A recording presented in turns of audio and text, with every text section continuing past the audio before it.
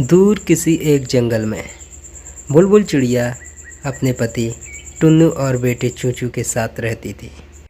चूचू के पापा, आपको पता है जंगल के ऊपर बादल बहुत तेज मंडरा रहे हैं और कभी भी बारिश हो सकती है।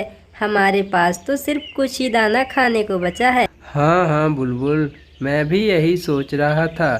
हमारा बेटा भी भूखा है और हम इतने अनाज में कितने दिन अपना पेट पालेंगे। मैं ऐसा करता हूँ, बारिश होने से पहले कुछ खाने का इंतजाम करके आता हूँ। टुन्नू आसमानों की ऊंचाइयों में उड़ जाता है क्योंकि उसे अपने बेटे के लिए खाना तलाश करना था। अरे जी, हंसी ठड़ाके तो बहुत हो गए। अब ये बताओ, बारिश होने को है और हमने तो अभी तक अपना पक्का घर भी नहीं बनाया। हम बारिश में बचेंगे कैसे? अरे भगवान, अब कल्लू कौवा भी घर बनाने लगा तो हो गई बात। तुम परेशान मत हो, बारिश आएगी उससे पहले मैं कुछ इंतजाम कर लूँगा। कल्लू कौवा अपनी पत्नी की बात मजाक में निकाल देता है और अपने घर का कुछ इंतजाम नहीं करता। वह सिर्फ बारिश आने का इंतज़ार करने लगता है। यहाँ टुन्नू पूरी जान लगाकर खाना ढूंढ रहा था, पर उसे अभी तक कोई खाना नहीं मिला था। वह थक कर एक पेड़ के पास बैठ जाता है। हे भगवान, बारिश होने को है और मुझे अभी तक कुछ खाना नहीं मिला। मुझे और अंदर जाकर देखना होगा। मैं खाली हाथ नहीं जा सकता। मेरा बेटा भूखा है, मुझे और ढूंढना चाहिए। ऐसा कहकर टुन्नू अपने आप को दिलासा दिलाता और जंगल में आगे चला जाता है। थोड़ी ही देर में जंगल के ऊपर छाए बादल गरजने लगते हैं। बादल की गड़गड़ाहट जंगल में पूरी तरह फैल जाती है, जिसे सुनकर सभी पक्षी अपने अपने घर में भाग जाते हैं। जो पक्षी इधर उधर चुन रहे थे वो भी डर के मारे अपने घरों की तरफ भाग खड़े होते हैं। अरे जी, आपने बोला था बारिश से पहले इंतजाम कर लूँगा। ये तो बारिश होने को है, कुछ करो ना जी, करो। अपनी पत्नी की बात सुनकर कल्लू कौवा वहाँ से फौरन उड़ जाता है और अपने घर को सुरक्षित करने के लिए जंगल की तरफ चला जाता है। उसे कुछ समझ नहीं आता कि वह जाए कहाँ और करे क्या, पर फिर भी वह जान बचाने के लिए कुछ करता है और उड़ते उड़ते एक चील की दुकान पर पहुंच जाता, जहां पर चील बारिश के कारण छतरी बेच रहा था। छाते ले लो छाते, और बारिश के मौसम में छाते ले लो छाते, छाते लगाओ अच्छे अच्छे। अरे चील भैया, मेरी कुछ मदद कर दो, मुझे एक छतरी दे दो। मेरी बीवी पानी में भीग रही है और मैं भी, कुछ मदद करो। अरे कोए, बोरा गया है क्या? यहाँ फ्री का माल नहीं बिकता। मैं पैसों से बेच रहा हूँ छतरी, लेना हो तो बोल, 150 की एक दूंगा। इतना सुनकर कौवा के हाव भाव बदल जाते हैं, क्योंकि उसके पास कोई पैसे नहीं थे और छतरी 150 की मिल रही थी। वह थोड़ा दिमाग लगाता है और कहता है, अरे चील भैया, मेरे पास पैसे नहीं हैं, आपको बदले में मांस खिला दूंगा, मांस, मुझे छतरी दे दो। इतना सुनकर चील के मुंह में पानी आ जाता है। कौवा फौरन ही चील की बात मान लेता है और उससे छतरी लेकर अपने घर की तरफ चला जाता। कौवा उड़ते उड़ते अपने घर की तरफ आता है और अपने घर पर आकर वह छतरी को लगा देता, जिससे उसका घर सुरक्षित हो जाता और उसकी पत्नी और वो पानी से बच जाते हैं। अरे बाजी, आप तो बहुत सियाने निकले, मेरे लिए छतरी लाए। अब मैं जंगल में दिखा सकूंगी कि मेरा पति कितना प्यार करता है मुझसे, कालू। अरे हाँ भगवान, मैंने बोला था ना, हम घर बार नहीं बनाते। मैं तो बारिश के टाइम ही कुछ जुगाड़ कर लेता हूँ। हाँ, बस अब मुझे थोड़ी देर में इसका दाम चुकाने के लिए जाना होगा भगवान। हाँ तो चले जाना, मैंने कब रोका है। अरे जी आप जाओ, मैं तो छतरी से ही बारिश का मजा लूंगी ही। शाम होने को थी और बारिश भी अपनी चरम सीमा पर थी। बारिश इतने तेज हो रही थी मानो जंगल को डुबा के मारेगी। और अभी तक टुन्नू चिड़ा घर नहीं लौटा था। यह देखकर उसकी पत्नी और बच्चे व्याकुल होने लगते हैं। मम्मा मम्मा पापा अभी तक नहीं आए, मुझे भूख लगी है। पापा कब आएंगे मम्मा? चूचू बेटा, पापा आते ही होंगे। बारिश तेज हो रही है ना, इसलिए पापा कहीं रुक गए होंगे।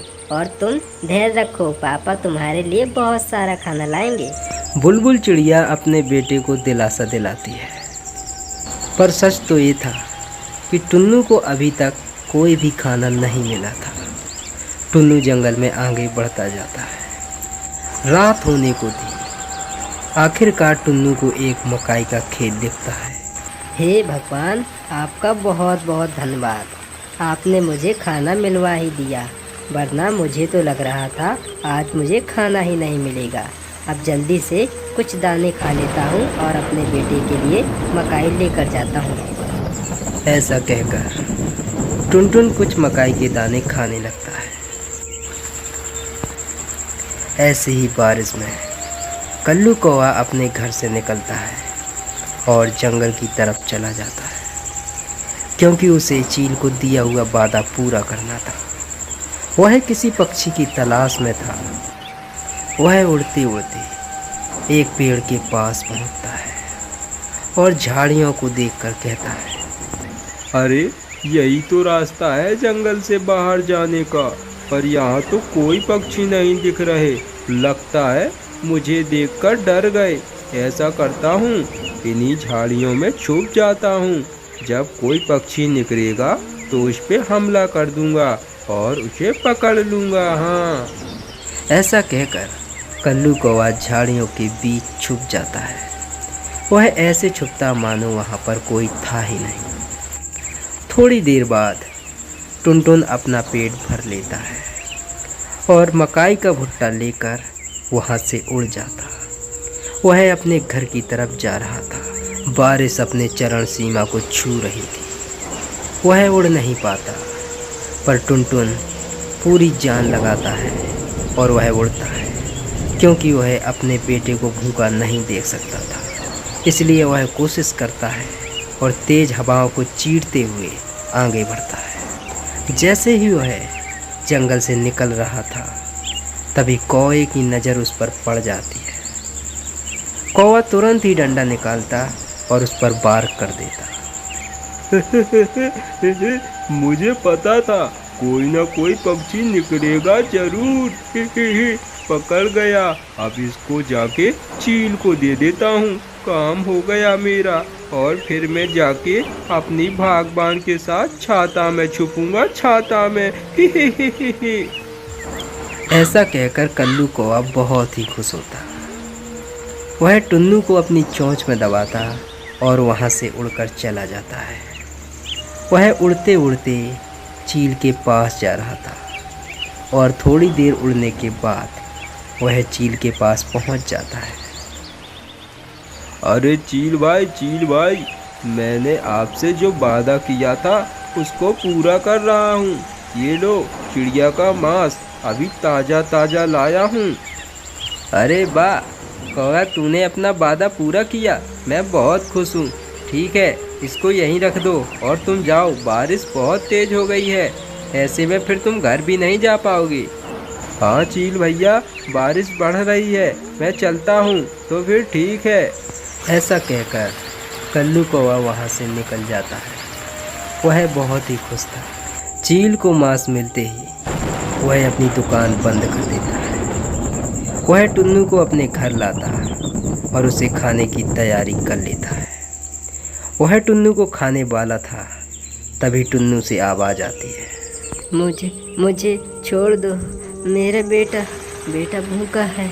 बेटा को मुझे खाना खिलाना है। मुझे छोड़ दो, जाने दो मुझे। मेरा बेटा भूखा है। और चील समझ जाता कि यह जिंदा है। चील उसे खाने की बजाय उसकी मरहम पट्टी कर देता है और थोड़ी ही देर में टुन्नू बैठने लायक हो जाता है। अरे तुम ठीक तो हो ना? अरे मुझे लगा तुम मर गए हो। मैं तो तुम्हें खाने वाला था, पर वो तो तुम्हारी आवाज़ सुना गई, इसलिए मैं रुक गया। क्या हुआ है तुम्हारे साथ? टुन्नू अपनी सारी आप बीती बताता है कि वह अपने बेटे के लिए खाना लेने आया था और कैसे उसे कौवे ने मार दिया। अब चील को सारी बात समझ आ चुकी थी।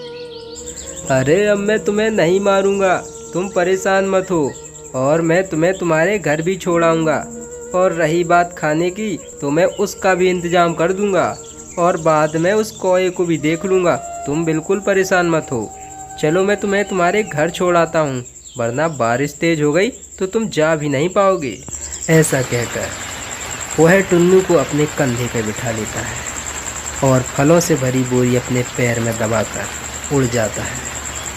आसमान में बादल गरज रहे थे, बारिश बहुत तेज थी, पर वह बिना किसी की परवाह किए आसमान में उड़ता जाता है। कुछ ही देर उड़ने के बाद वह टुन्नू के घर के पास पहुंच जाता है। लो, तुम्हारा घर आ गया, अब तुम अपने घर में जाओ और मैं उस कौवे को देखता हूँ। यह सुनकर टुन्नू कुछ बोलता उससे पहले चील वहाँ से उड़कर जंगल की तरफ चला जाता है। चील बहुत ही गुस्से में था और वह उड़ते उड़ते कौवे के पास जा रहा था, पर उसे कौवे का पता नहीं मालूम था, इसलिए वह हार थक कर एक पेड़ पर बैठ जाता। अरे बागबान, इस छाते में तो मजा ही आ गया, पूरी बारिश का आनंद आ गया, आनंद। कल्लू कौवा ऐसा कह ही रहा, तभी अचानक हवा का एक तेज झोंका आता है और अपने साथ उस छाते को उड़ा ले जाता है। अजी अजी अजी देखो ना, हमारा छाता उड़ गया। अब हम कैसे बचेंगे? ये बारिश तो हमें भिगा देगी जी। अरे हम क्या करें? अरे अरे ये क्या हो गया? अरे अब मैं छाता कहाँ से लाऊं? अरे बागबान, तुम थोड़ी देर इधर उधर छुप लो, मैं फिर से जाकर चील भैया से छाता लाता हूँ। आखिर मैंने उन्हें मांस दिया था, मांस। हाँ, मैं जाता हूँ। ऐसा कहकर कल्लू कौवा जंगल में फिर से निकल जाता है और वह चील के पास जा रहा था। वह रास्ते में उड़ ही रहा था, तभी उसे अचानक से एक पेड़ के ऊपर बैठा चील दिखाई देता है, क्योंकि चील भी उसे ही ढूंढ रहा था और चील पेड़ पर बैठा था। तभी कौवा जाकर उसके पास बैठ जाता है। अरे चील भैया, अच्छा हुआ जो आप मुझे मिल गए। मैं आपके पास ही जा रहा था छतरी लेने। मेरी छतरी उड़ गई, जो आपने दी थी वो उड़ गई। मुझे एक और छतरी दे दें। अरे कल्लू, मैं भी तुझे ही ढूंढ रहा था। जो तूने मुझे चिड़िया दी थी ना, वो भी उड़ गई। अब बोल, तुझे कैसी छतरी दूं? नीली या काली, ऊंची या नीची? पर मेरी भूख तो मिटी नहीं, तो भूख तो मिटानी पड़ेगी ना।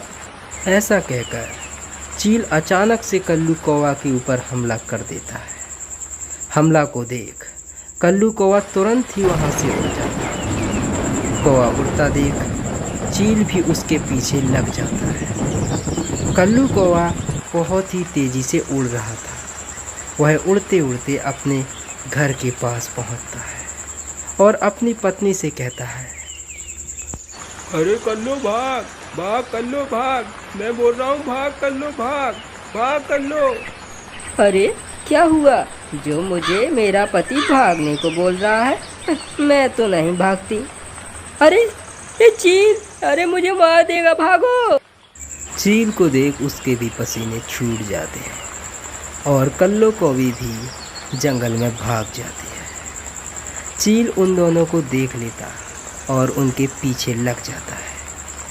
पूरी रात बारिश होती और चील उन कौवा कौवी को पूरे जंगल में घुमा घुमा कर मारता है, जिससे कौव की हालत खराब हो जाती है। पापा आ गए मम्मा, पापा आ गए। वो देखो पापा कितने सारे फल लाए हैं मम्मा। अरे जी, आपको क्या हुआ? इतना समय कैसे लग गया? आपको मैंने बोला था बारिश से पहले लौट आना, खाना मिले अन्यथा ना मिले। चिड़िया की बात सुनकर टुन्नू अपना हाल अपने बेटे और अपनी पत्नी को बताता है। जिसे सुनकर उन्हें सब कुछ समझ में आ जाता है। टुन्नू चिड़ा और उसकी पत्नी बुलबुल चिड़िया अपने बच्चे के साथ खुशी खुशी फल खाने लगते हैं।